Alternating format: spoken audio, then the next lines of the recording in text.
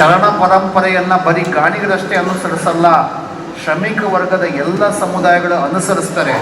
ಆದರೆ ಸರ್ಕಾರ ಸರಿಯಾಗಿ ಅರ್ಥ ಮಾಡ್ಕೊಂಡಿಲ್ಲ. ಉತ್ತರ ಕರ್ನಾಟಕದ ಗಾಣಿಗರಲ್ಲ ಅಂತಾರೆ. ಮಹಾ ಅಪರಾಧ ಅದು. ನಮ್ಮ ಕಾಯಕವನ್ನು, ನಮ್ಮ ವೃತ್ತಿಯನ್ನು ಕಿತ್ಕೊಳ್ಳೋಕ್ಕೆ ನೀವು ಯಾರು? ನಿಮಗೇನು ಹಕ್ಕಿದೆ? ನಮ್ಮ ಮನೆಗಳಲ್ಲಿರುವ ಗಾಣವನ್ನು ನೀವು ನೋಡಿಲ್ವಾ?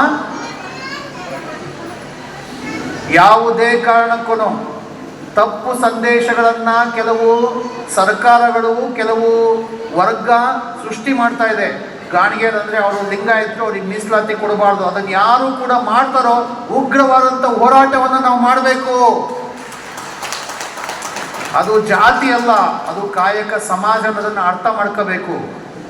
ಜಾತಿಯನ್ನ ಕಾರಣಕ್ಕೆ ಮೀಸಲಾತಿ ಕೊಟ್ಟಿದ್ದಾರೋ, ಅವಮಾನಕ್ಕೊಳಗಾಗಿದೀವಿ ಅಂತ ಮೀಸಲಾತಿಯನ್ನು ಕೊಟ್ಟಿದ್ದಾರೋ, ಅವಮಾನಕ್ಕೊಳಗಾಗಿದೀವಿ ಅಂತ ಮೀಸಲಾತಿಯನ್ನು ಕೊಟ್ಟಿದ್ದಾರೆ. ಕಾಯಕ ಸಮಾಜ ಅಂತ ಮೀಸಲಾತಿಯನ್ನು ಕೊಟ್ಟಿದ್ದಾರೆ. ಇದನ್ನು ಎಲ್ಲಿ ತನಕ ನಾವು ಅರ್ಥ ಮಾಡ್ಕೊಳ್ಳೋದಿಲ್ಲ ಅಲ್ಲಿ ತನಕ ಈ ಸರ್ಕಾರಗಳು ತಪ್ಪು ದಾರಿಯನ್ನು ಹಿಡ್ತವೆ.